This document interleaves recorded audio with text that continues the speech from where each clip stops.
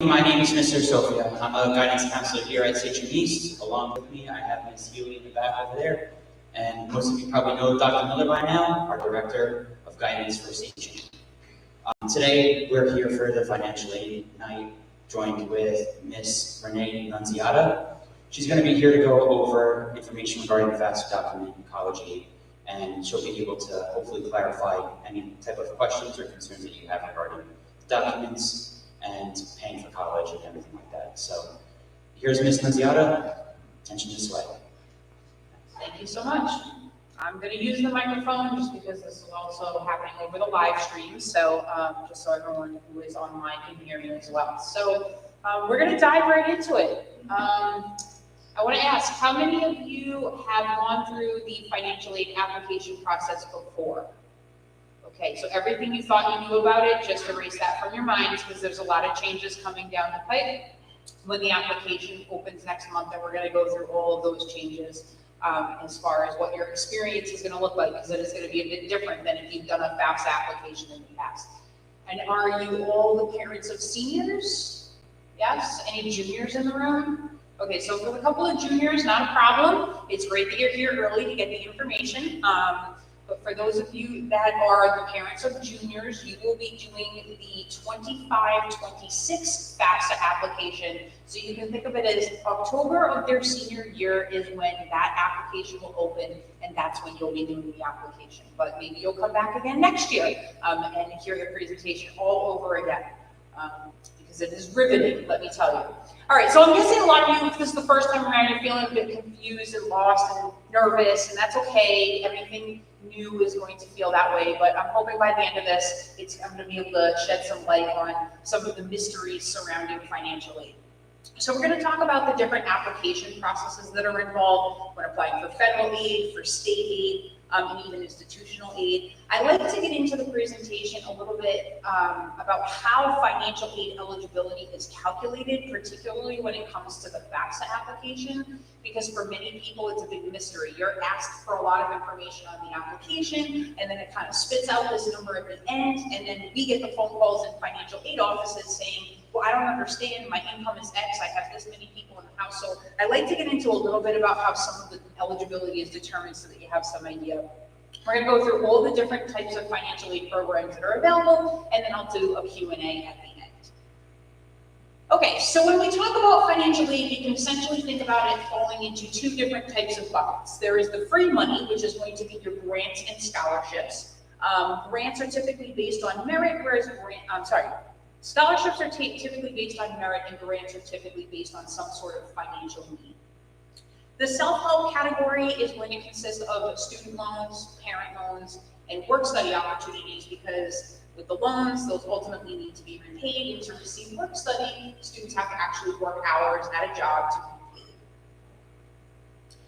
And for those of you, I see a lot of you taking pictures of the slides. I just want to mention at the end of the presentation, you will be provided with a QR code that is a link to a shared Google Drive that will have the slide deck as well as a whole bunch of other resources available to you, creating the FSA ID. And so don't feel like you have to take all the pictures of the slides, because you will be able to pull these up whenever you want. Okay, so as far as where does this financial aid come from? It comes from the federal government, it comes from New York State itself, and it comes from the institutions to which your students are going to ultimately attend. There are also external sources of financial aid. You can seek out scholarship opportunities. There are things at the national level, the state level, and even in the local community. And we'll talk about scholarship searches a little bit later. All right, so as far as how to apply, what I am going to recommend all of you do is, for any of the schools that are under consideration, you sit down with your student and you take a look at the financial aid website to that particular school. Because each individual school usually has a FAFSA priority filing deadline, okay? What that means is it's sort of like a soft deadline to be considered for the maximum number of aid programs available. You want to try to make that application deadline for filing the FAFSA. If you miss the deadline, you're still going to qualify for financial aid programs. There's just some programs that you may not be considered for. But as far as admission deadlines and FAFSA deadlines, they are very different. So you just want to kind of check out those websites and understand that your student doesn't have to be admitted or accepted to the school yet in order to apply for financial aid. The FAFSA provides the opportunity to list up to 20 schools on the online application. So as you're doing the application, the student would just list any school under consideration, and then that way the results are sent to every individual school. But you don't have to wait to find out whether or not you've been accepted.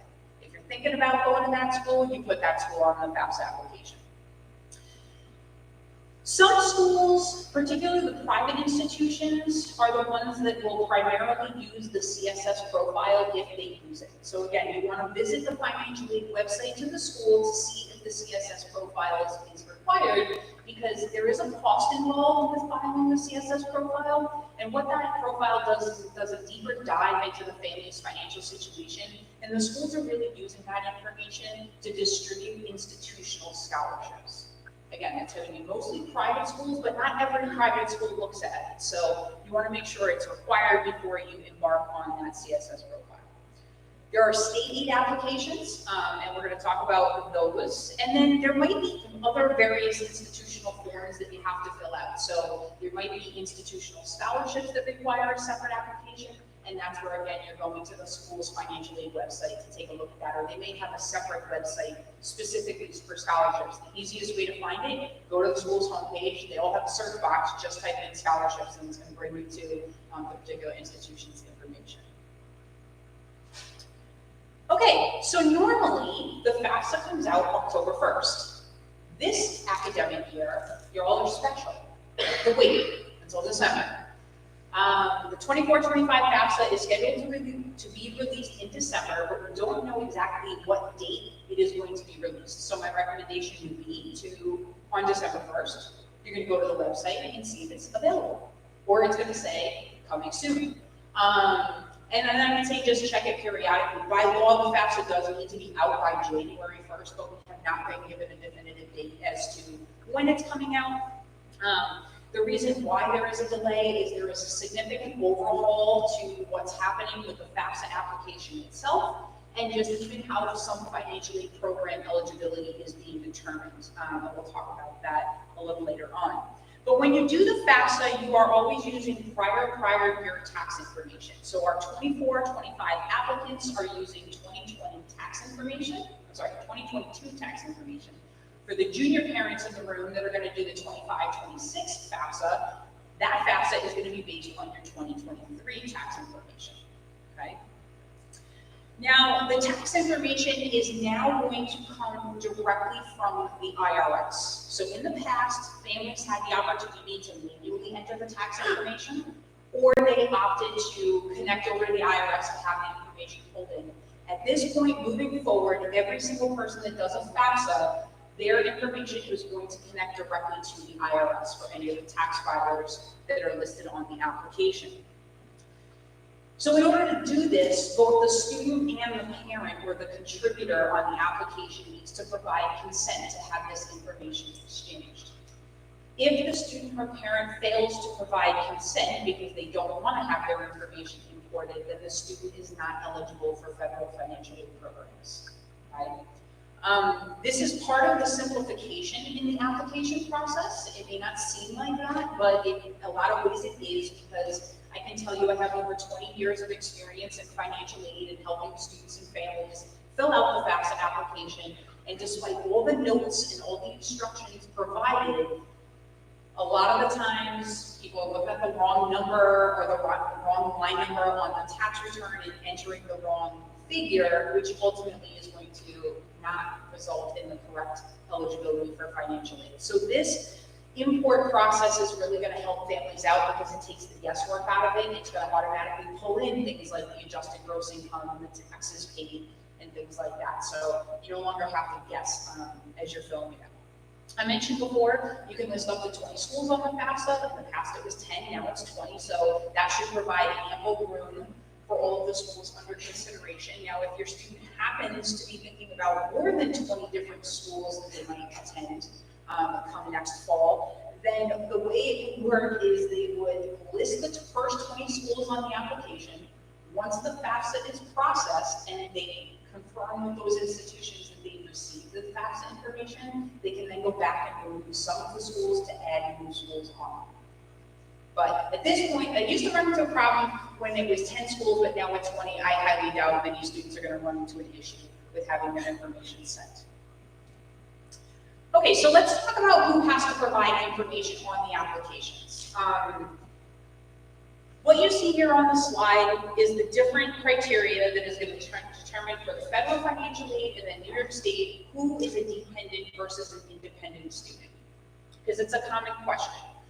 My child is going to be 18. By New York State law, they are considered an adult. Yes, they are. But for the federal government, they say you are not considered independent until you are at the age of 24 or turning 24 within the academic year. If the student is married, if they are a veteran, if they have their own children or dependents for whom they provide at least 50% support, they'd be considered independent. If the student is homeless or at risk of being homeless, they'd be considered independent. If they're an orphan, or to the court, or in legal guardianship, which is different than custody. So if they are in legal guardianship of someone other than the parent, they can be considered independent. There is going to be a series of these questions asked on the FAFSA. So when the student sits down to answer these questions, once they answer no to those questions, it's going to display information saying you've been deemed to be dependent student and you have to provide parent information on the FAFSA unless they have other unusual circumstances. Because there's a lot of different students out there, they're dealing with a lot of different situations. So the student does have the opportunity to indicate that on the application and it will bypass the parent information. But what's going to happen is at the level of the school, once we get the FAFSA, we're going to confirm that student's status. We're going to be asking them to submit additional documentation that supports what they're saying. On the state side of things, it's even tougher. They're not considered independent until they're 35 years old if they still live at home with their parents. If the student is 22 years or older, they don't live at home, they don't receive any financial support, and they're not claimed as dependents on the parent taxes, they would be considered independent. If they're under 22 and they don't reside with the parent, but there's other circumstances involved, they may be considered independent for New York State. But the whole rhyme or reason behind this is because if every 18-year-old in the country was able to say, I'm not putting my parent information on the FAFSA, most of them don't have significant employment at the age of 17 or 18 when they're still in high school, attending school full-time, and therefore everyone would qualify for the grants. So this is the government's way of trying to parse out some finite funds to the most needy students. So I mentioned contributor. Who the heck is a contributor? So they changed the terminology. It kind of interchanges on the FAFSA, but essentially the government is now looking at contributors as the people who are going to be listed on the FAFSA application. So the student is a contributor because they are the applicant. The parent is a contributor, okay? In 99% of the cases, it's going to be a biological or adoptive parent. So if you have a student who comes from a household where the biological parents are married, then both parents are contributors.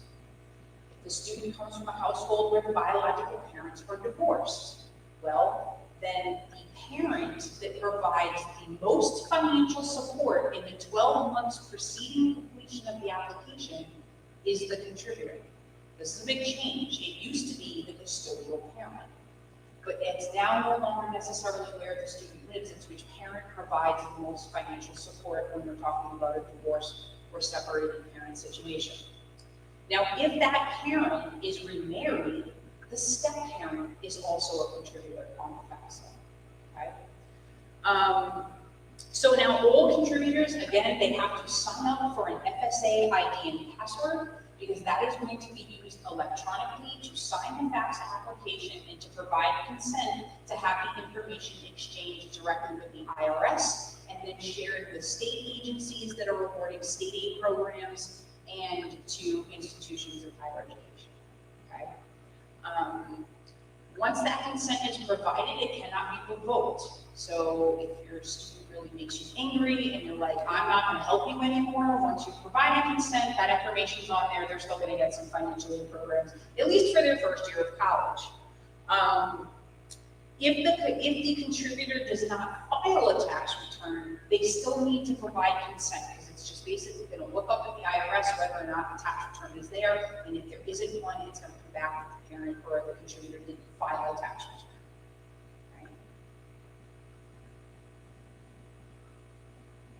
Okay, so we talked a little bit about, I got ahead of myself a little bit, but again, if biological parents are married to each other, both parents are contributors.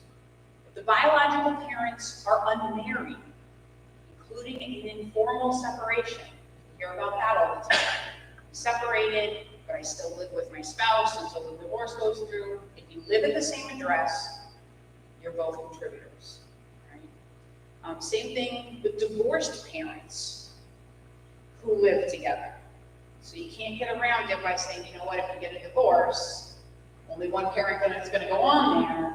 If the unmarried parents, because once you're divorced, you're considered unmarried again, both parents end up going back on that FAFSA application. They've really thought of everything at this point. Again, it's the parent who provides the most support in the 12 months preceding completion of the FAFSA that is going to be the contributor. Now, there is not really a verification process to this, so you have to decide amongst yourselves, if you're in this situation, which parent is the one that provides the most financial support. In the past, it was easy, custody. Where do they live the most out of the 365 days a year?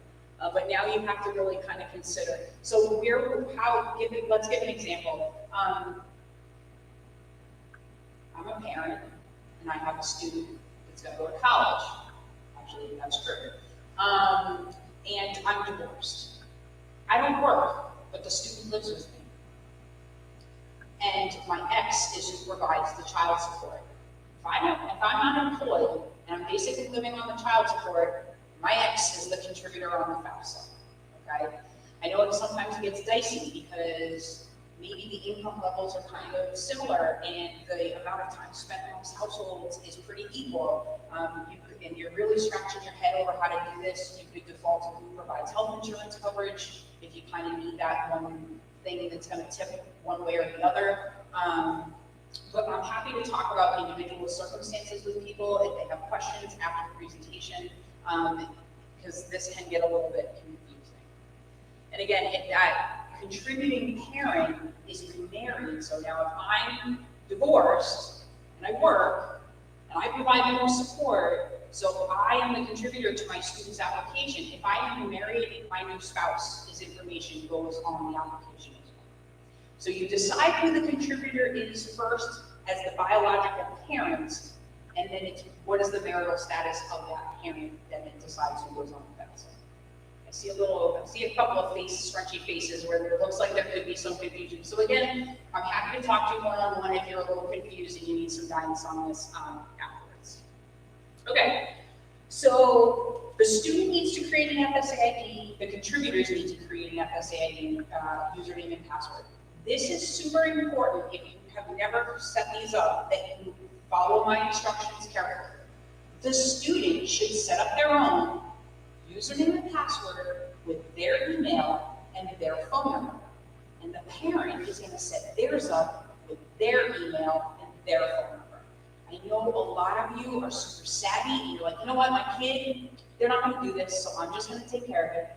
And then the parent sits down and they're like, okay, Johnny, here's Johnny's username, here's Johnny's password, but Johnny never checks his email, so I'm going to put my email as the parent down on the student FSA ID. Okay, great, you go through the whole thing you created. Now, you sit down to do yours and you enter your email and phone number again. It's going to say, already in use, you cannot do it.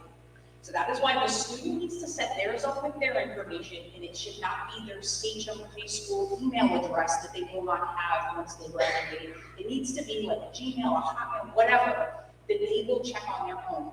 And then the parent will do the same, okay? Sometimes parents share email addresses. Well, the contributors need their own separate emails because, again, it cannot be duplicated on a user account. There is a resource sheet in the folder for step-by-step directions. Now, if you have a parent who does not have a social security number, you still need to create an FSA ID and password. There will be an option when the new FAFSA launches in December. When setting this up, you can indicate I do not have a social, and it will walk the user through the steps on how to set that up. Okay?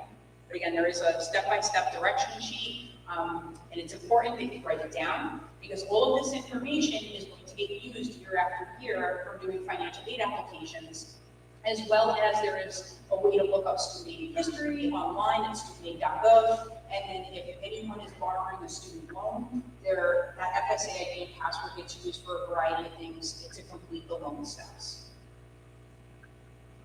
Okay, so this is what the homepage of, once you click on, you go to studentaid.gov and you click on FAFSA form, so it's that little up at the top, you can see FAFSA form coming in December.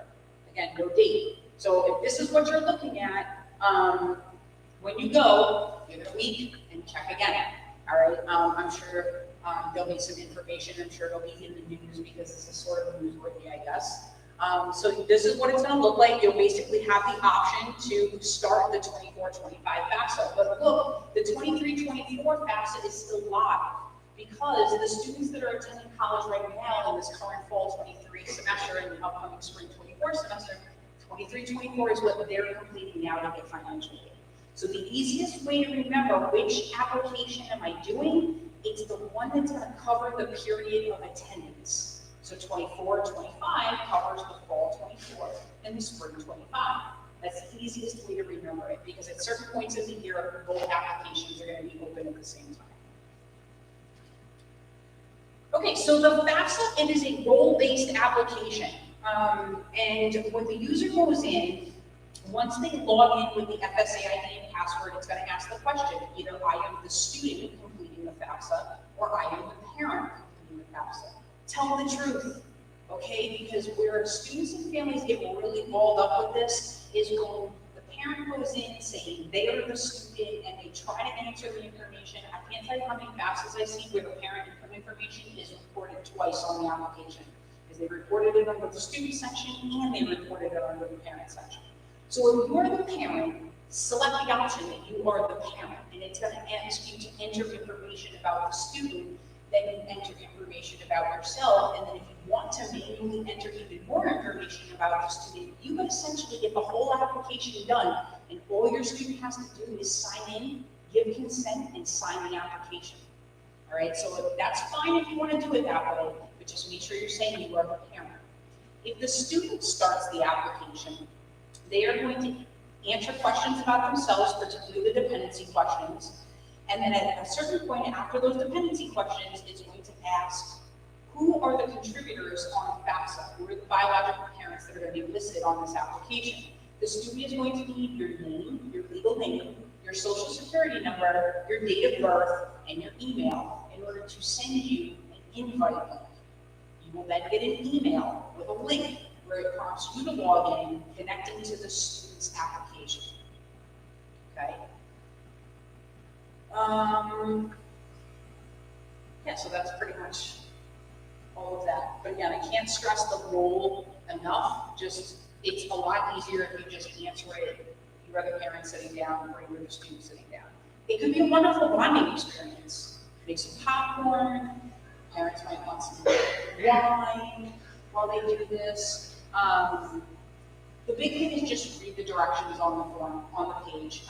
It's not as overwhelming as it seems, but if you read it, it makes it a lot easier than if you're trying to just rush through it, which your student will be the one to try to rush through it. So this is where, again, you sit down for about an hour to look at the bonding experience. And say, look, we're going to apply for financial aid together. It's going to be fantastic. And then you'll want to read each other next when you're done. But no, I'm just kidding. So again, just follow those rules and you're going to have an easier time doing this. So again, this was where the parent starts the application, they're logging in, they provide the information. Now, if you say, I don't want to provide the information manually about my student, then all you have to do is you stop at your stop. And then an email goes out to the student saying, hey, a financial aid application has been started on your behalf. Here's the link to log in. They log in with their FSA ID and password. They answer their questions. They consent. They post in any tax information. They file taxes. It's going to ask them about what schools they want the information sent to. And they just move right along and they sign the application again and then they submit it. And then all is right with yours. So There's a couple of different ways to get into it. Just again, take your time. Okay, so that's just sort of starting the FAFSA application. Now, once the FAFSA is submitted, or you could actually do this now if you wanted to, New York State has released the application for the state aid programs already. Normally what happens is it's at the end of the FAFSA, you click on the confirmation page to link over to the New York State payment application. That's still in place, but because there's this delay in the FAFSA, students and families can go in now and do payment application for programs like the tuition assistance program. The website is hesp.ny.gov. Now, it will not process until a FAFSA is done, and I would not necessarily encourage you to jump on this right away, because if your student starts it and then you delay in completing the FAFSA, there's a good chance when they go back that the information, they have to restart everything, because it's only going to hold the information there for a finite period of time. And I believe it's 45 days, so if it kind of expires beyond that, then they have to re-enter the information. So you're safe to just wait until you get to the confirmation page of the FAFSA, but the student will create, if they're a first-time user, they'll create a HESP username and PIN number. So it's a really good idea to just have like either a note on your phone or on a piece of paper that you know you're gonna find it a year from now, to just write them all down. What was the username, what was the password, what were the verified emails and phone numbers that got used for each user, what were the security questions that were asked, and what was the backup code that they issued. Okay, I keep a note on my phone because I know it just rolls from phone to phone and it backs up in the cloud, and I can pull it up whenever I need. Okay, so let's talk about some of the state aid programs before we jump back into the FAFSA. So the New York State Tuition Assistance Program is a grant program from New York State for families whose net taxable income is $80,000 or below. The awards range from $500 to $5,665, and these are tuition-specific awards. But the difference with the TAP application versus the FAFSA is you can only list one New York school at a time. So what will happen is the first New York school listed on the FAFSA is what will get pulled into the TAP application. If the student decides that they are going somewhere else or they're leaning more heavily at another school, they have the option to change the school code. Just ultimately, whenever it is decided upon which school they are attending, when that decision is made, that's when they need to go back and make sure that that school code is on the TAP application. Otherwise, the information is going to get sent to the school that's listed. That school is going to say, this student's not attending here. They're going to tell the state the student's not a student. So you want to make sure if you're eligible for this program that that information is sent to the correct school. For any dependent student, the parent does need to sign the TAP application. The way they do that is at the very end, there's a spot where you type in your name and you enter your driver's license number. That's how you're signing the application. We're seeing, ever since the state instituted that last step, we're seeing a lot of unsigned TAP applications. So that's causing a delay in awards for students. So you just want to make sure as you do this that you're signing that TAP application with the parent. Okay, so you do the FAFSA, you do the TAP application. What are the next steps? I'm trying to follow this presentation a little bit in sort of like a timeline order. So what's going to happen is that the individual colleges that the school, that the student has applied to, once they have been admitted or accepted, that is when financial aid offices will start to send out financial aid award notices, telling the student what they're going to be eligible for. Students need to be checking their email because a lot of the time these notices go out electronically to email. It's very rare. I think a lot of schools, as a cost-saving measure, have gotten away from sending out 8,000 award letters to students. Sometimes the scholarship notices will almost be like hanging on the fridge and be like, oh, my kid got a $10,000 scholarship, congratulations. So some of those might still come in the mail, but primarily the award notification type of things is in an email format, or it's an email sent that says, okay, now go look at the school portal for which you've created an account and you can use the financial information there. The whole college process, it really is a bonding experience with your student because a lot of this stuff is their usernames and their passwords. So unless they're going to be sharing some of that with you, you're going to kind of have to hound them a little bit to say, hey, did you hear from the school yet? Did you get your financial aid notice? You got to ride them a little bit because this is the kind of stuff that they're not really paying attention to. When they worry about it is when they're already in school and go to register for the next semester, but they can't because they still owe money. That's when they care about this. But in the initial part, they're excited about all the other things that, surround going to college and not necessarily the money part. They figure that's your job as the parents, right? So that's a little bit about the award notices. Again, you want to review the college's websites for scholarship information. A lot of schools are going to base some of the scholarship eligibility right on the admission application. I know a lot of schools have moved to SAT optional. That used to be a big indicator as kind of what were the SAT scores and high school GPAs and things like that. I'm at a community college now, so our scholarships are one of the type of scholarships that you apply for, but at a prior institution, there are a number of recruitment scholarships that really came from that admission application. Sort of like what scores look like in high school GPAs and things like that. So check out those because there could be other ones that require a separate application. All right. And then start looking at community scholarships or regional scholarships. This is where it gets a little bit tricky. Check with your employer and see if they offer anything for your student who's going to be attending school. If you're part of a union, sometimes there's scholarships through that. Church-based scholarships, there's a lot of money out there, but it requires a little bit of work to find it. But when you're using any kind of online scholarship search, please be careful with the kind of information that you're sharing. A couple of tips. You should never pay money to get money. All right, so if a scholarship search is asking for a fee to match you up with scholarships, stay away, because that's not accurate. If they are asking for things like social security number and mother's maiden name, close the tab. Okay, again, that is a scam. And unfortunately, there are a lot of scams out there, so you just want to be cognizant of that. There's some, websites like scholarships.com, fastweb.com. Those are some reputable types of sites. And some of the financial aid pages may have some links to external sources as well. So again, review those websites. Okay, so move along the timeline. You've gotten the award notice because we're like getting into the spring and the spring months. What happens in the spring is the application process for the Excelsior Scholarship opens up. How many of you have heard of the Excelsior Scholarship?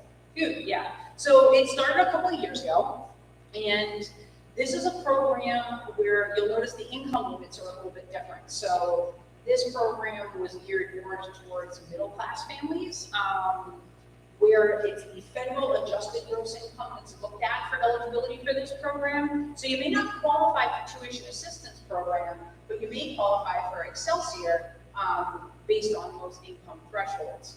But you still have to do the TAP application. If you're applying for any New York State aid programs that require a separate application, you still have to get that TAP application done. Because what that payment application actually does is it checks New York State residency, because for New York State, they are not portable scholarships, meaning scholarships or grants, meaning it will not follow your child if they decide to go to school out of state. All the New York programs are for New York State residents attending New York State schools. Now, the Excelsior program is specific to SUNY CUNY institutions, but it will cover up to full tuition or $5,500, whichever is less. But it is tuition only. It doesn't cover room and board. It doesn't cover books and supplies. It's only tuition. And it's a last dollar in award. So if the student's qualifying for other grants and scholarships, their Excelsior will be reduced. Sounds like a good deal. Well, there's a little bit you need to know about this program. So there is a very strict application deadline. That application, it typically opens up around April, and it's open for several months. Once you go, there's a whole fact sheet about the Excelsior program in the resource folder for you. But there is a spot where you can enter an email address to be notified when the application becomes available, or you can just kind of start checking in the spring semester. Again, it's usually about like April when that opens up. This program is designed for on-time completion, so it's sort of a hybrid program between a grant, because there is some income limits to it, but there is a whole scholarship component to it because students really need to be making academic progress to maintain eligibility for this. Students enrolled in a 2-year school are expected to complete that associate's degree in 2 years, and if they are enrolled in a bachelor's program, they are expected to complete that in 4 years. Now, full-time enrollment at a college is usually 12 or more credits. An associate's degree is in the ballpark of 60 credits, whereas a bachelor's degree is in the ballpark of 120 credits. A student going 12, 12, 12, 12 is never completing their degree in 2 or 4 years. So with this program, students really have to complete 30 credits per year in their academic program to be eligible in the next year. If a student decides to take a semester off, that is going to jeopardize their eligibility unless there are extenuating circumstances and they can appeal. If a student decides to change their major, that can throw them off track for on-time completion. So, kids are young, right? I know when I was in college, I didn't know what I wanted to be when I grew up, and I still don't know, fast forward 20 plus years later. So students who are going to start in one program and then change to a very divergent academic program, and they could have some issues with Excelsior eligibility, and this is where they just talk to the financial aid office, and that's our job, is to help them out to figure out, well, if I change from computer science, where I did 2 years of computer science, and now I'm going to be an English major, some of those classes are not necessarily going to count, right, because they're very different. So that's where academic advisors are very helpful at the college level, and so is the financial aid office. So please don't hesitate to contact us, because that's our job, to help you all out and your student. Okay. There's also a 5-page contract. So there's a residency requirement for this program. For as long as the student receives the award, they are required to live in New York State and if they work in New York State. If they fail to meet that residency requirement, then the program converts to an interest-free loan. But you can think about it as a deferred tuition payment plan. So I've had students that say, no, I don't want that because I don't know if I'm going to live in the state. And they just want to pay their bill on the payment plan at the school, but they're killing themselves to try to pay $1,000 each semester. With this program, if it turns into an interest-free loan, you get to pay it off over 10 years, and there's no interest or other fees attached to it. So that's why it's not as scary as it seems. For the private institutions, there is the enhanced tuition award. It's like Excelsior, but New York State had to offer something for the privates, but not every private is going to participate in this. So again, check the financial aid webpage, and they will tell you whether or not they are participating. But it has all the same rules as the Excelsior program. On the HES website, under pay and this little complete list of options, this is where you're going to find all of the other awards. There's lots of different things. There's the science, technology, engineering, mathematics. So if your student is going into one of the STEM fields, there's opportunities there. There's nursing scholarships available. There's a lot of different types of programs. So this is worth checking out. If you are a veteran, there's money available there. So I highly recommend that you check out their website because there's some additional money that you might qualify for. For those students that are not a U.S. citizen or permanent resident or otherwise eligible student applicant, students can apply through the Senator Jose Peralta Dream Act, and this affords them access to New York State programs without having to meet the federal requirements for citizenship status. Those students do not file a FAFSA application, they simply complete the DREAM Act application, and they are applying for TAP, Excelsior, or any other New York State programs. So there's a whole packet of information available in the folder that you'll have access to at the end on directions on how to apply for this program. Okay, so now we're going to dive a little bit. I don't want to spend a ton of time on this, but I want to shed some light on how aid eligibility is determined. So we start with something called the cost of attendance, and this is essentially the sticker price. So when you look at a school's website and you're looking at their cost of attendance, this is factoring in both direct and indirect expenses. Your direct expenses are always going to be tuition and fees. If your student is living on campus, room and board will be direct because you are going to be billed for that. If the student is commuting, then you can kind of take away the room and board expense that you're seeing because they're not going to be responsible to pay that. Books and supplies is factored in, as well as transportation and miscellaneous personal expenses. So now don't necessarily let the school's cost of attendance deter you or your student from applying for admission at that institution, because usually the more expensive the school, the more money that they give, right? So don't necessarily look at that, but just be aware of what some of these costs look like. So we take that cost of attendance, that's also the maximum amount of financial aid a student can receive, so that's sort of the cap. So the way we figure out financial aid, the result of the FAFSA is something called the Student Aid Index. And what we do is we subtract that Student Aid Index from the individual school's cost of attendance, and this is going to be what level of need that student demonstrates at a particular institution. So you can see in this example, we've got two different schools with two very different costs of attendance. The student aid index remains the same at every institution. So therefore, what's going to make the difference is how high is that cost of attendance versus the student aid index. Okay, so as far as what's going to go into the FAFSA application, it is an income-based application. You're going to notice they're not asking you how much you pay in mortgage, or what your car payment, or your insurance payments, or your credit card bills, or your food expenses, or any of that. It is all income-based. So what's going into it is the parent income and assets, and then again, it is student income and assets. So how this all kind of gets factored in, what's going to get pulled in is the adjusted gross income. Any other income includes payments to IRAs, KEO, or other plans, tax-exempt interest income, untaxed portions of IRA or pension distributions, and any foreign income exclusion reported on the tax return is going to be the income that is reported on the FAFSA. That income is then offset by taxable grants and scholarships reported as income on your tax return, because sometimes that happens. Any education credits that the parent may have claimed for other students already in school or moving forward in subsequent years. And if the parent is a student themselves earning funds through the work study program, your income reported is also offset by that. After those offsets are applied, there is several allowances that help kind of reduce. So it's not like they just look at all this income and that's all that goes into it. Some of that is subtracted out and we get to some other numbers, but the allowances include how much you pay in U.S. income tax, any payroll tax paid, and then your income protection allowance is based on your family size. So this is where the government says, okay, this income protection allowance is for your basic necessities, but here's where things go awry. For a family of 4, the income protection allowance is $35,870. So they think that most families, you know, a family of 4 can live housing, food, things like that for that amount of money. So this is, again, where I'm trying to demystify things a little bit for you. So when you're saying, but I don't understand, you know, this is where what it looks like for an income protection allowance. As far as what assets go into the FAFSA, there used to be questions all about untaxed income on the application, and we've gotten away from all of that to make the process easier for you as parents and for your students when you're filling out the application.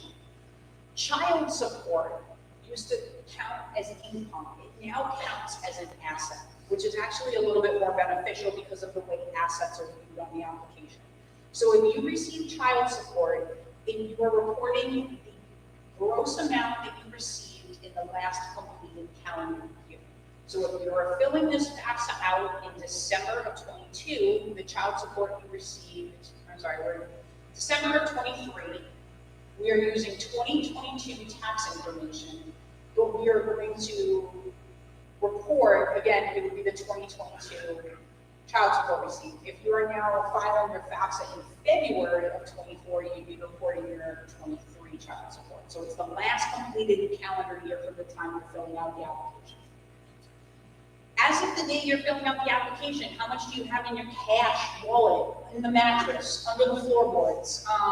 What's in your savings account? What's in your checking account? Okay, they want to know. They want to know about your investments. So investments are going to include real estate that you own, but not your primary residence, unless you rent out a portion of it. So if you have a vacation home, a second home, whatever, that would be reported, but not your primary residence. Stocks, bonds, mutual funds, 529 plans, trusts, other investments count as investments on the application. Not your retirement accounts, not your IRAs, your 401ks, your 403bs. Do not count that as an asset. All right? If you own a business or a farm, you'll be asked questions about your business or farm, and they want to know the net value of the business. So you have to say to yourself, if I were to sell my business or my farm today, how much would I sell it for? Minus any debts owed against the business or farm, and that is the net value. This is a big change. For several years, the government only cared about the large business and farm owners, those that had 100 full-time employees or the equivalent. Now they're going after everyone that has their own business. So if you are filing a Schedule C, you have your own business, and you're going to end up having to report what that net value of the business is. There is an adjustment against that, so not 100% of what you report goes in. It really kind of depends on what the value of the business is. There's a whole formula behind there. But you want to try to be as accurate as you can. So just like there was an income protection allowance, there is an asset protection allowance that's applied against the age of the oldest parent contributor on the application. So if the parents say 45 and they're coming from, it's a two-parent household, the asset protection allowance is $6,200. For a single parent home, it would be $2,400. All right, so a little bit is then protected, so that gets subtracted out, and then it's assessed at 12%. All right, so that's kind of how the asset information is going to work on the application. 529 plans, I have this as like subject to change because some of the information that we've received thus far, it hasn't necessarily changed, but you never know at the last minute. You might get a tidbit of information that's going to make things a little different. What we do know is that in the past, 529 plans, you know, if I held one for 3 of my kids, I had to report the value of all 3 529s as my asset. Now I only report the value of the 529 for my student who I'm doing the FAFSA for. Okay, so that's a benefit. So if the account is owned by the dependent student or the parent, it's going to go as a parent asset on the application. Let's say it's owned by someone else, grandma or grandpa, an aunt or an uncle, a close family friend, you open a 529 where my student is a beneficiary. That does not go on the FAFSA at all, okay? Custodial accounts owned by the student is reported as a student asset, and if you act as the custodian on other sibling accounts, those values do not go on the FAFSA application. Okay. So just like for the parent, there is same income and offsets. The income protection allowance for the student is $9,410. So if your student is earning less than that in their taxable income, then none of their income counts as a contribution on the application. So when your student tries to say, I can't work in college, if I make money, I'm not going to get that financial aid that I got. They're lying, okay? Because they're not going to be making a ton of money going to school as a full-time student. If you do have a student that earns a little bit more, then it's basically going to be assessed after all the adjustments at roughly 50%, all right? Now, there is no asset protection allowance for the students, so anything in their name that they are reporting, their farm, their business, that is all getting assessed at 20%, okay? Okay, so not everyone is going to get asked about complete reporting the asset information on the FAFSA, and this slide sort of goes over who is going to be excluded from that. If the applicant qualifies for a full Pell Grant, they don't even want to know about your assets because they don't care. If the parents' combined adjusted gross income is less than $60,000 and they don't file any of these letter schedules A, B, D, E, F, or H, and they don't file a Schedule C, or they filed a Schedule C but the gain or loss is not more than $10,000, you won't be asked about your assets. If the parent or the student received any of the federal means tested benefits, you will not be asked about your assets. So if your student, TANF, WIC, SNAP, free or reduced price lunch, Medicaid, any of those kind of things, that's going to bypass questions about the assets as well. So you didn't do anything wrong. If they don't ask you how much cash you have right now, it could be because you're falling into one of these categories, so don't get overly concerned. Okay, so we do not yet know, we're going to talk about the aid programs now. We're going to talk about these federal aid programs that are coming from the FAFSA. So we do not know, I'm getting all balled up.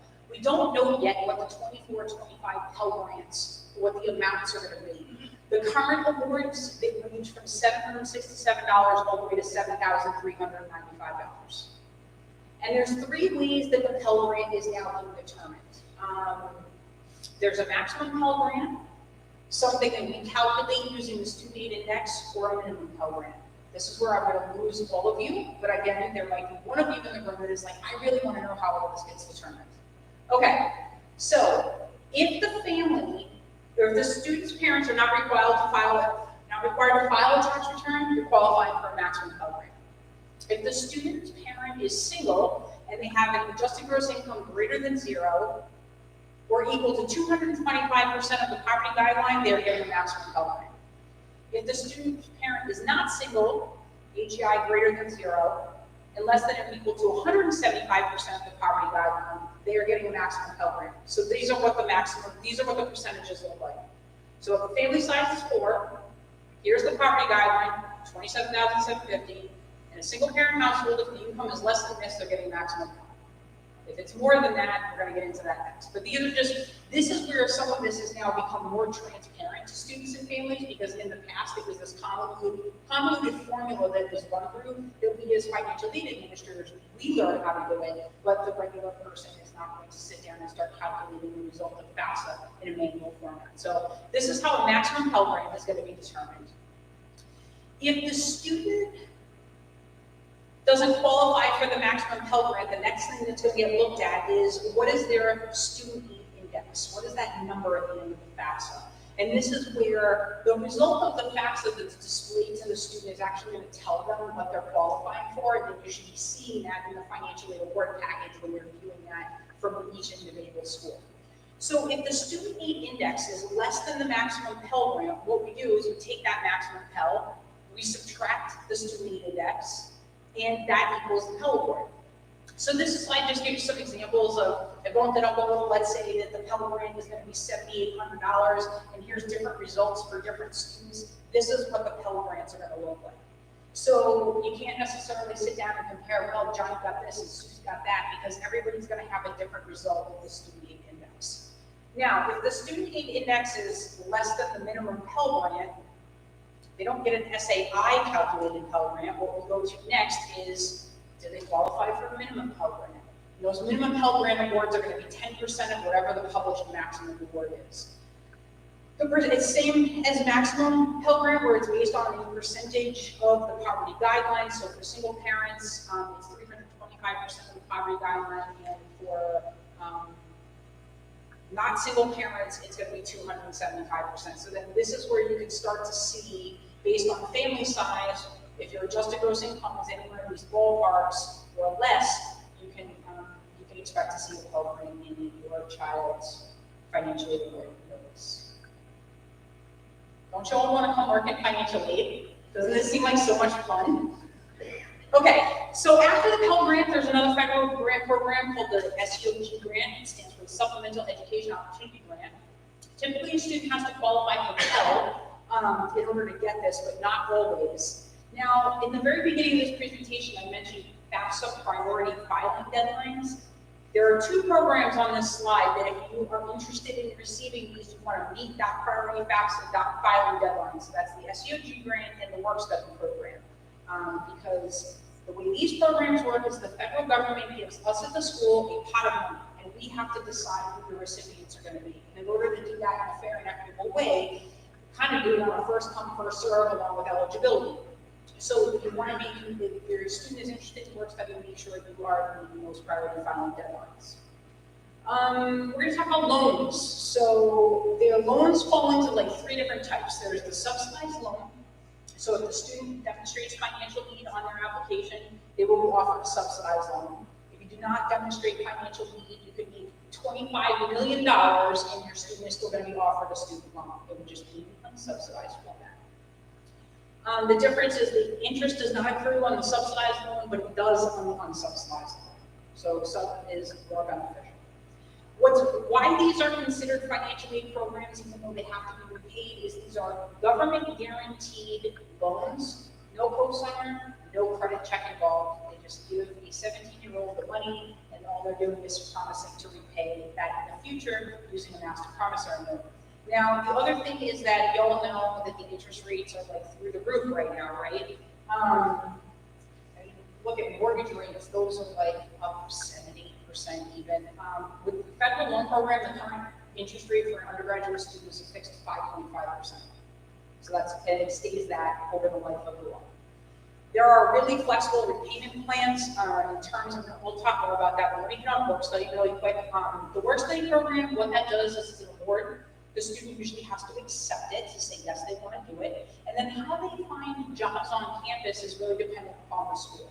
Some schools are going to post all their work study jobs on a website. Others are going to match them up and do placements based on academic interest or other work experience. But the benefit of the work study program we saw before, it's earned income offsets. So anything we earn under work study, we at the school report to the federal government what a student gets in work study every year.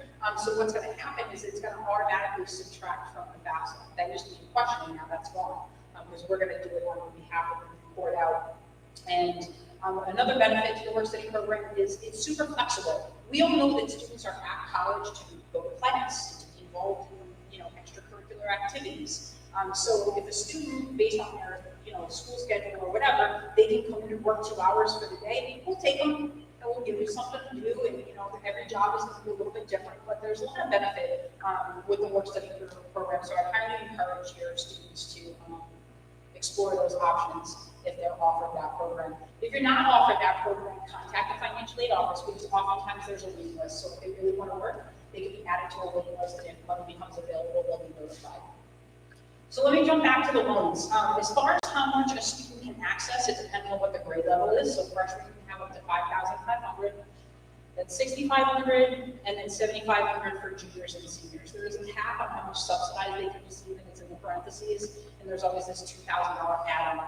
Now, if the family does not demonstrate financial need, then those amounts that you're seeing here, they just would be offered in the unsubsidized loan format. All right. When students go on to graduate school, if they choose to, the amount that they're eligible to borrow through this program, it goes up to $20,500. So when we look at these amounts, students are very nervous and parents are very nervous. They don't want their kids to have to take loans. But I would implore you to research these a bit more, because students, when you hear these crazy stories about students that have been paying loans forever and the loan just keeps growing, what they're talking about is private education loans. And those are very different than the federal loan program. The federal loan program, they have a lot of different repayment structures. So when your student comes out of school, they may not land their dream job right away, and they can move back home and sleep on the couch. But if they can borrow a student loan, there are repayment plans that will tie their repayment amount to their income. And the other benefit is there are actually some forgiveness programs out there. I know President Biden tried to institute an entire forgiveness program to everybody across the country, but one of the biggest programs is the Public Service Loan Forgiveness Program. So if your student is going to eventually work in either a non-for-profit or a government agency, they could potentially qualify to have their loans forgiven down the road. So there's a lot of nice things there. They're also given a 6-month grace period. So once they leave school, they're not expected to repay right away. They get about 6 months to get things set up. And if they're still not in a position to make any kind of payment, there are options available to them. So don't necessarily be scared about the student loans. If it's something you have to turn to, it's not a bad option. The Federal Plus Loan is something that's offered or available to parents. This is a credit-based loan, but it's more of a soft credit check, so it's looking at, do you pay your bills on time, not so much a debt-to-income ratio. You can borrow up to the cost of attendance less other financial aid. The interest rate currently is a fixed 8.05%, but there is an origination fee attached to this loan. So it is a little not as good as the subsidized loans or the unsubsidized that the students can borrow, but it's still not a horrible loan. Typically, a parent is going to repay the loan while the student is still in school, but there is an option to defer it. While you defer it, the interest will accrue, but that is an option for you. Now, if you say to yourself, there's no way I'll get approved for a plus loan, and your student is looking and exploring loan options, you should still apply for the plus loan, because based on a denial, it affords the student more in that direct student loan, so they can access more funds if a parent applies and is denied. You may see these in financial aid award offers, the plus loan, but you want to be cognizant that if you're looking at the cost of attendance and they're subtracting out all the other financial aid, and you say basically your out of pocket is zero. You need to make sure you're understanding what's making up those different award offers, because if you've got like a $35,000 plus loan in there, you're saying to yourself, I'm not taking a $35,000 loan. You just want to kind of be mindful, and that's why we're talking about these different aid programs, so you understand what we're looking at.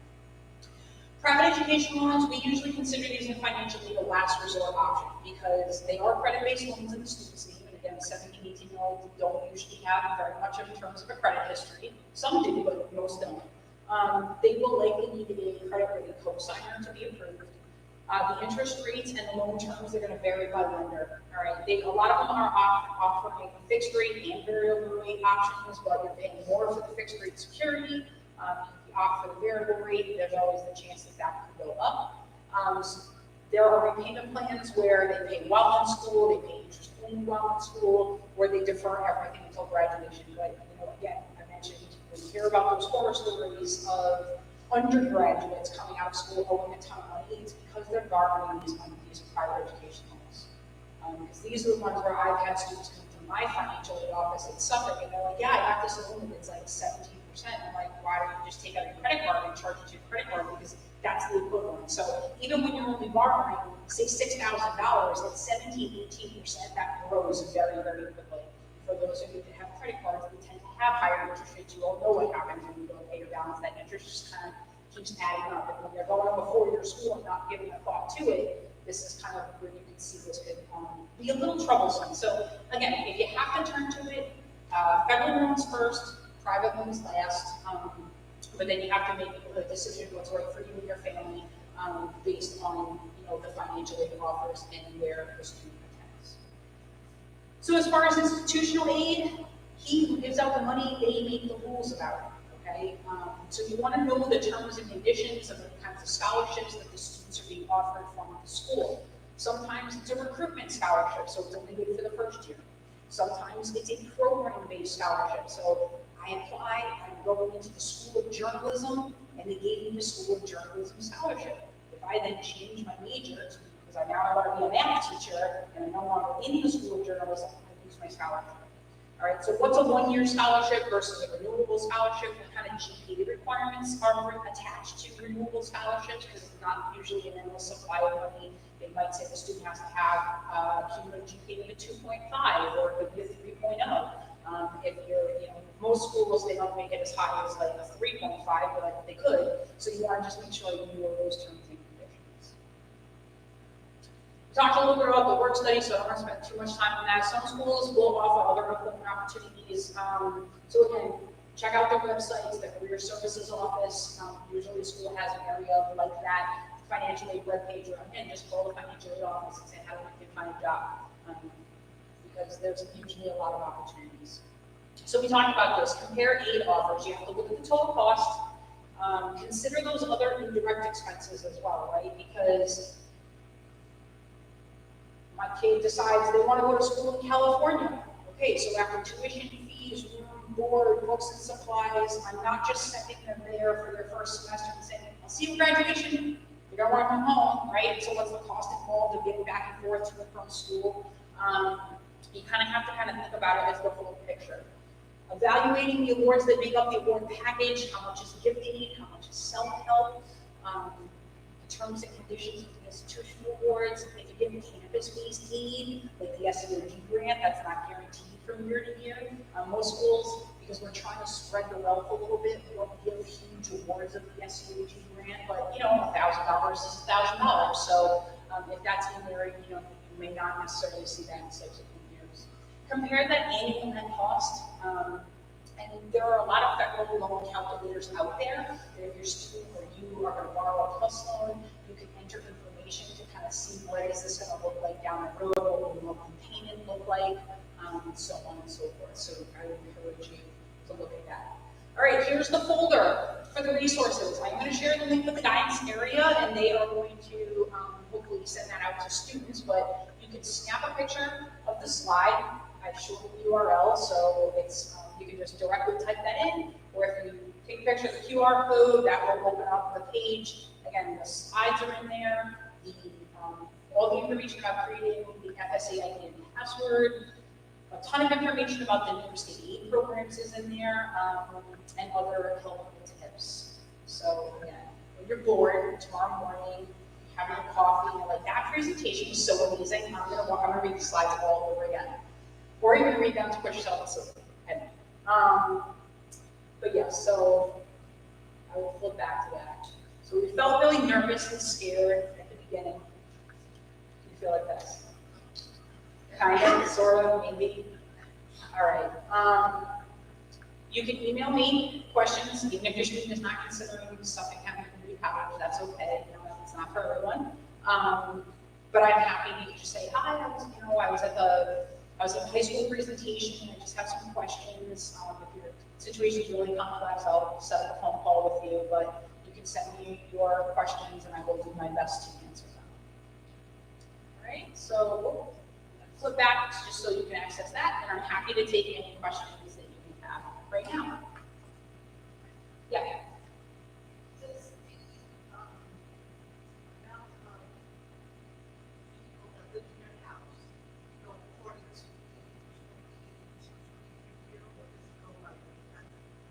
goes by the president. So the question,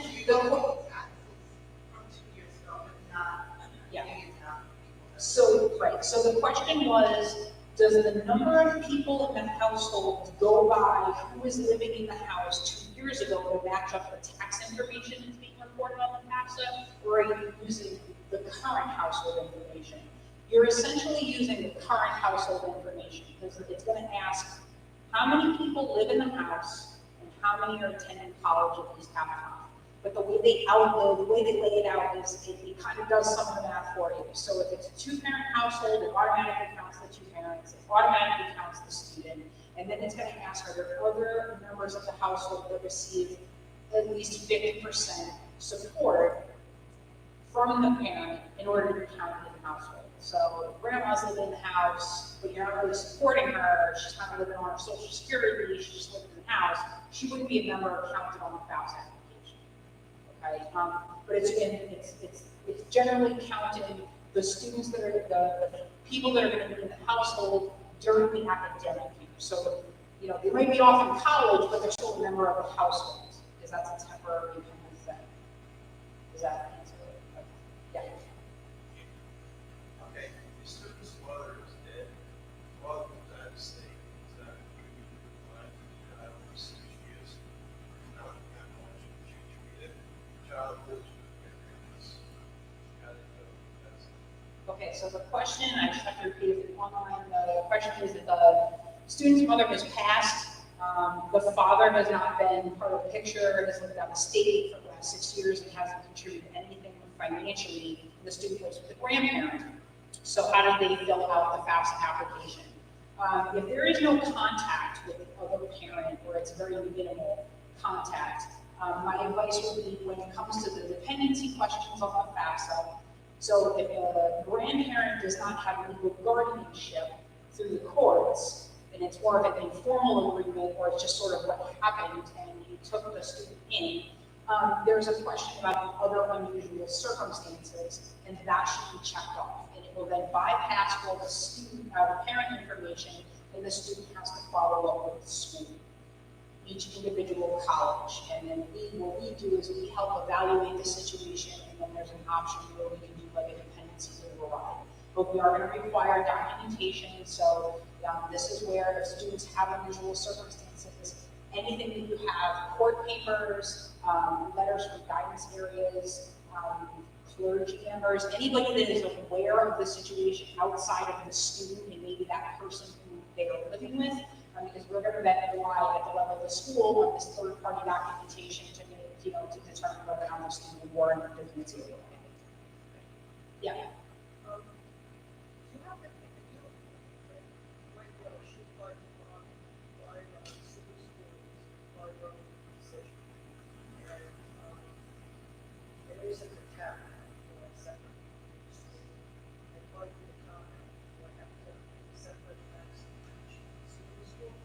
Okay, so the question was, the student applied to several SUNY schools using the common application. And the question is, do they have to do a FAFSA or a TAP application for each individual school? The answer is no. When you do the FAFSA, it's one FAFSA application where you will list each individual school on it. And then the FAFSA information is then pushed out to all the individual schools listed on the application. With the TAP application from New York State, it's one application, but you can only list one school code. So if the student is weighing more heavily on one versus another, they can put whatever SUNY school or whatever New York State school on the TAP application that they want to.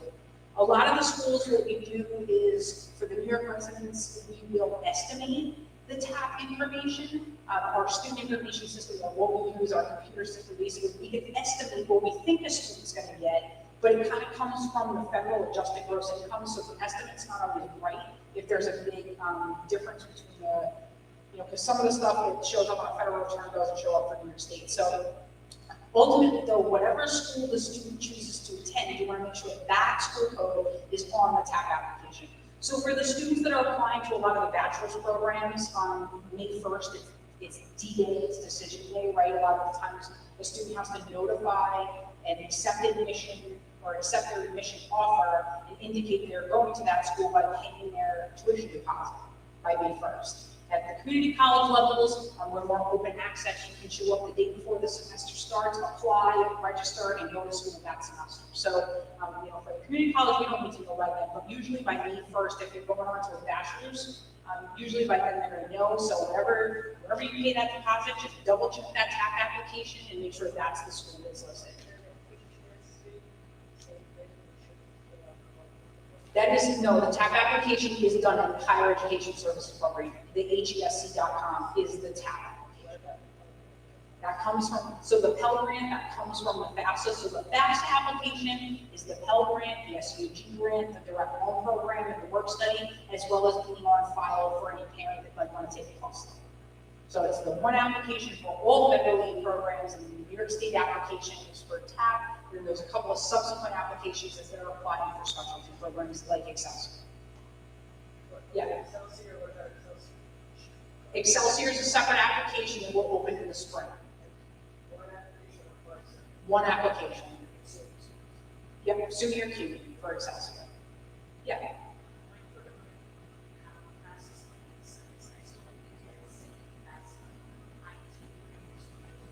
Yes. So the question was, the parent has gone through the application process in the past for an older sibling that's attending school, so they already have an FSAID username and password. So the question is, do they set up a new one, or do they use the one they already have? You use the one you already have.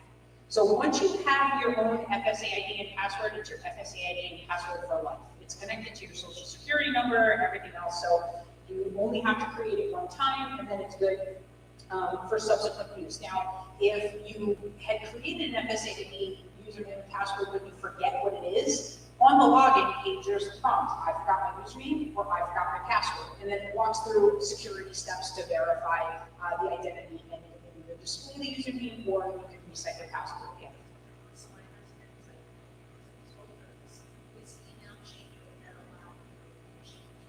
So the question is, if you set up an FSAID and password with a phone number or an email that those have subsequently changed, can you edit that information? Yes, you can. One of the things I didn't mention with when you enter the mobile or the email, one of them needs to be verified to set up two-factor authentication. You probably gotten used to that. A lot of websites do that. They send a code and you have to enter the code when you log in. It's a security thing. If you are going to change either the mobile or the email, again, it can't be something that's already in use, but it will then set up to verify right away. So once you alter the email, it's going to want the code coming from that email, so when you do, you want to make sure you have access to the email. The other thing that they can set up is the opportunity to use an authenticator app. They're really encouraging people to use that. If you've never used one, it's kind of easy because it pushes the code out instead of having to log into your email or to retrieve your text messages. I mean, I know for me, I have an iPhone, and where I work, text messages do not come through. I have to walk outside, pull the phone up, and do one of those. So anytime I get a code that comes through a text, it's impossible. So the Authenticator app is nice because it doesn't rely on self-service. To use it, you can kind of hit it, and it'll create the code, and you can enter it because they're finding codes specific to you. So Microsoft has one, Google has one. But there's all instructions on the Federal Student website if you want to use one of those how to set that up. Yeah, back. That's a great question. So if you have more than one student attending college at the same time, do you have to do the FAFSA more than once? Yes, because it's the student's application. My understanding, and I don't know because I've heard different versions of how this is going to work, that if once the contributor provides consent, I've heard that it's going to hold some of the information so that you can it's going to enter it automatically. But I'm not 100% on that because I don't understand how you're going to provide consent to one kid and then it's going to automatically provide consent for where you've been identified as a contributor. But essentially, think of it as it is the student. The student is the one going to school. They are the applicant for financial aid. They just want to know about the parent information. So for any student attending, it's a separate FAFSA application.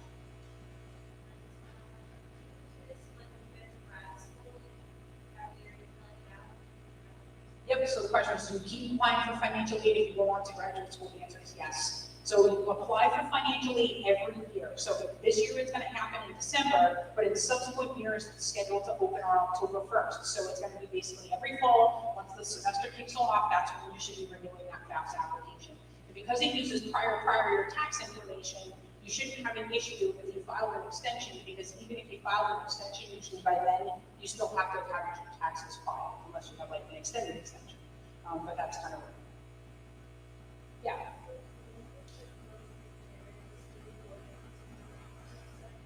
So the question was, if the student lives with both of their parents, do both the parents have to create a FAFSA account, an FSA using their password? It depends. So if the parents live in the same household and then file their taxes, married filing joint, then only one parent needs an FSA username and password.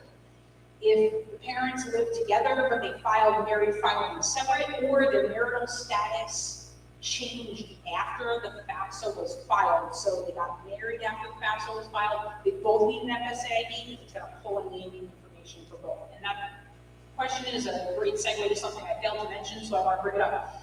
It uses prior year tax information. If you have had a significant change in income, or you've had a change in marital status or something like that, where the 2022 tax information is not going to accurately reflect the current financial situation, you still have to consent to have the IRS information pulled in, but then what you want to do is contact the financial aid office at the school. Because we have a process involved that, we have processes where we are allowed to evaluate a student's situation through the use of professional judgment, and we can alter information in the FAFSA, which in turn changes financial aid eligibility. Just be aware that when you are talking about changes in financial circumstances due to the loss of a job or something like that, a lot of the times bachelor's program schools, like the bigger schools, they will say you have to make an admission decision based on what they offered initially, because it's just too overwhelming. You have to remember, like a school like, say, Stony Brook, we use that as an example because I had work experience there, they may admit 6,000 students to bring in a class of 2,000. The financial aid office doesn't grow during the admission cycle, right? Like it's the same people who work there all year. So there's just not enough manpower to go through and do reevaluations or professional judgments on every single person who's asking. So a lot of the time they would wait and say, yeah, once you pay your deposit, that's when we're going to do the evaluation. But if there's been a change in circumstances, you should definitely reach out to the school to talk about the process, when the timing of the process is, and we're here to help you out. Yeah. So it's fast as soon as it comes out. What I think that's the. So the question is, if you submit the FAFSA as soon as it's released, how soon are you going to know what you qualify for? So when it comes to the FAFSA, they're going to give the students some information about what they're going to qualify for. So if it's been determined that they qualify for a Pell Grant, they're going to qualify for a Pell Grant in any school. The only time it would be different is if they're going into a program that is not an approved program. So some schools, and I'll use something as an example, we have some certificate programs. Not all of our certificate programs are financial aid eligible programs. But if they're going for the traditional associate's, bachelor's, if they're eligible for a Pell Grant, they're qualified for a Pell Grant.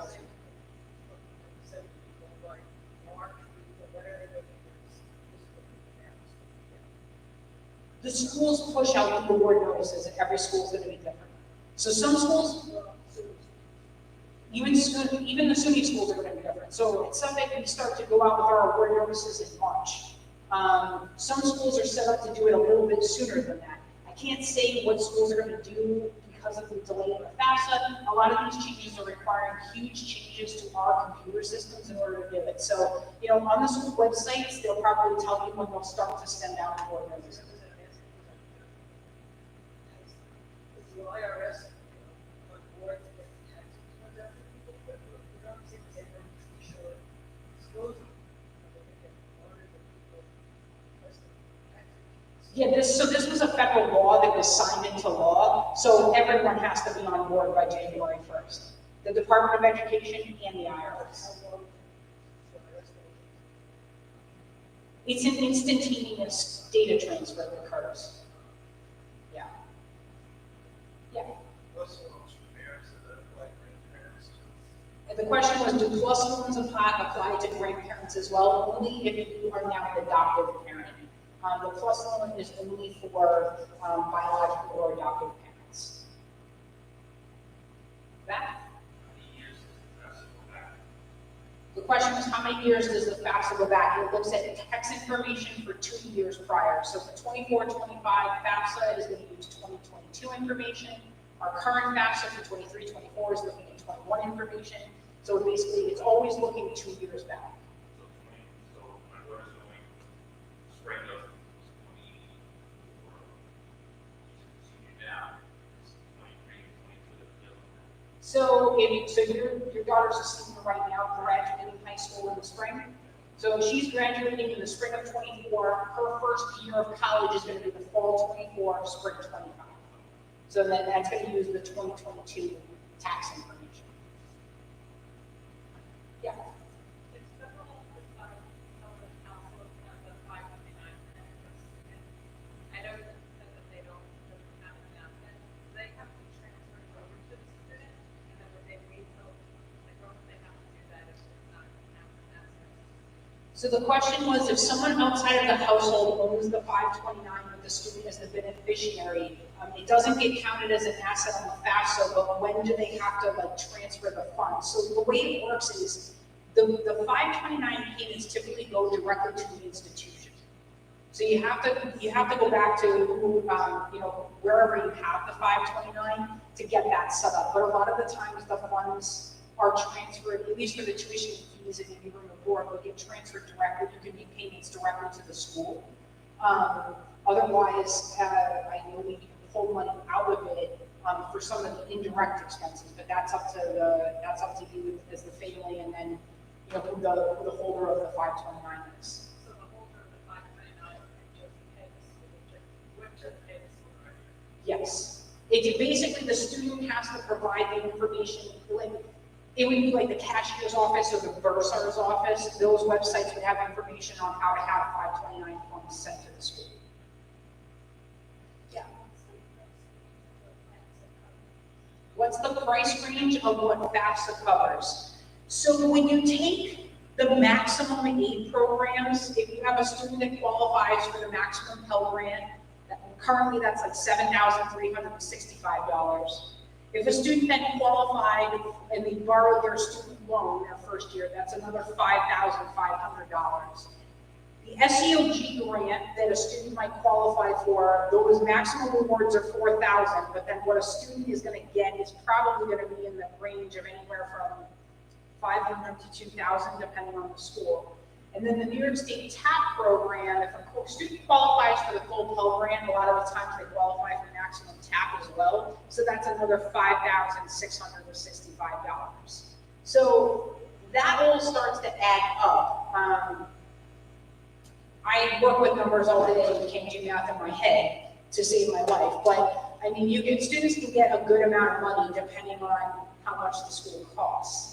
Right, so like at a school like Suffolk, our tuition for a full-time student is in the range of anywhere from $3,200 to $3,400 for tuition fees per semester.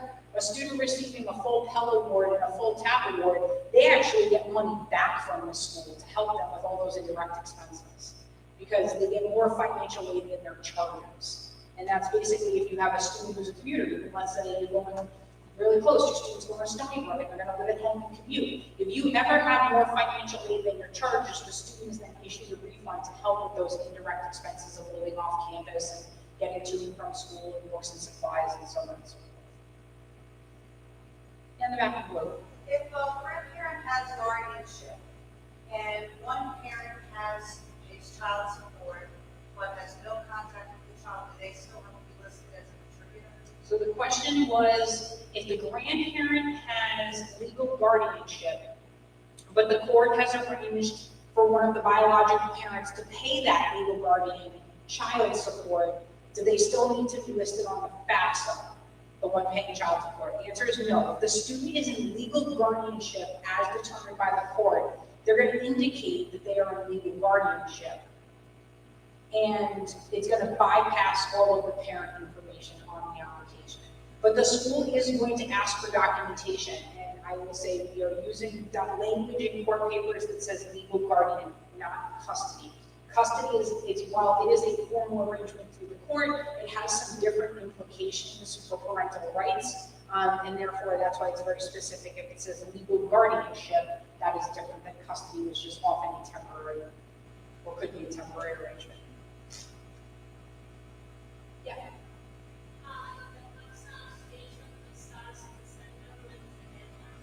So the question was, if the FAFSA opens in December, what is the deadline? Technically, the deadline to file the FAFSA will be June of 2025. So take the idea of a deadline out of your head because it doesn't make sense. You're going to want to have this done as early as you can so that the schools have the information to create financial reward packages for the student. Technically, though, a student can spring semester of their freshman year and then apply for financial aid. But by then you've already laid out a bunch of money for the tuition fees. But it happens sometimes. So just, I mean, there's the most important deadline would be a priority filing deadline if the school has one, to try to meet that if you can, just so we can consider for the maximum fee programs. Yeah. Student asset, that asset has to be filed or something. Yeah, so the question was for the student asset portion of the FAFSA, is that asset information as of the date that they're filing the application? And the answer is yes. So it's as of the date that they are doing it, how much they have in cash and checking and other investments. Yeah. Business owner, program that's out there now, and refund this year, how does that affect the taxes? So the question was, if you're a business owner and you got the ERC refunds, how does that affect the taxes on the application? So I'm not that familiar with that refund.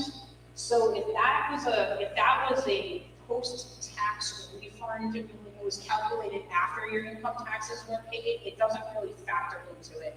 It's kind of like the refundable credit. It was like the earned income credit and things like that. So the taxes are gonna have to be redone for years, like effective was 2021. So those income taxes are gonna have to be refiled.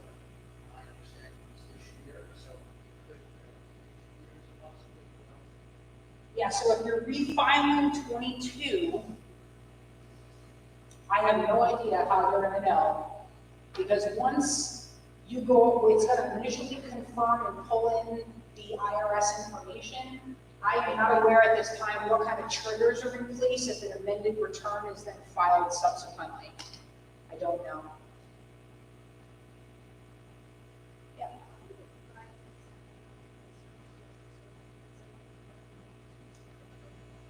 Yeah, so the question was, how do you apply for TAP to get the school code on there?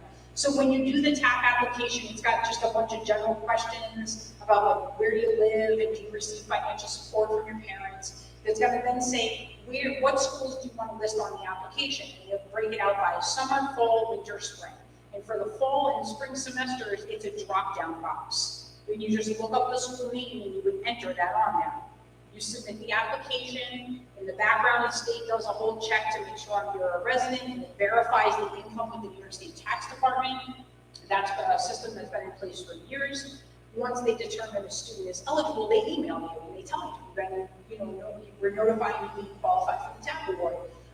If you then have to make a change to the school code information on the TAP application, there's a spot, when you go right to the main page, in the top right corner, it says student access. Click on that, you'll then see a link and it says change college code. And it's going to prompt you to log in, and then you can just change the college code. In the back. Last year, at this meeting, they said that, starting with the FAFSA, they're no longer going to take into account how many kids are going to school. That is correct.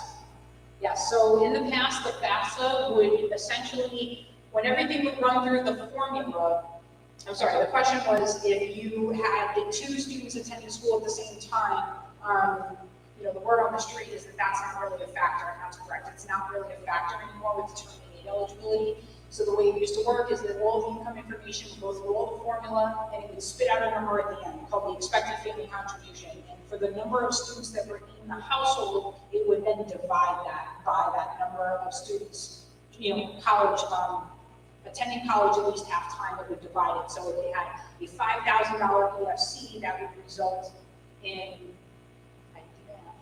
$2,500 each student, and that would result in a Pell Grant. Well, now what's happening is that the eligibility for the Pell Grant is really kind of getting away from that, and it's really, the foundation of it is the poverty guidelines for the maximum, and then the result of that student index, though, if you had a $5,000 student index, each student has a $5,000 student index. It's not splitting it anymore. So in a way, it's not really providing that sort of quote-unquote discount for multiple kids in school, but the way it's all getting calculated is very different than it was in the past as well. So in the past, if you could look up Super Bowl numbers, you could figure out what a Pell Grant was going to be if you knew the expected family contribution. But now it's a little bit different. So there is, some schools may be taking that into consideration, but we are bound by law. We're not allowed to actually change the formula or the intent of the formula. So I think a lot of schools are going to say, yeah, well, the formula changed and it's not really, it doesn't do that anymore, so therefore we can't do that. Some schools are taking the approach where they're going to increase the cost of attendance that translates to you being able to borrow more money in a plus one if you wanted to. But I think a lot of schools are going to shy away from any kind of changes that are going to necessarily change the student's grant eligibility. But every school is going to be different. We have the leniency to use professional judgment. Each school's policy is very different. Any other questions? I like this. It's fun having questions. Yes. Okay, no problem. All right, well, if there's no more questions, I just want to say thank you very much for attending. I hope you found this informative. And again, don't hesitate to contact me via email if you have questions. Just give me a day or two to get back to you. I just asked that. And otherwise, thanks a lot. Have a great night.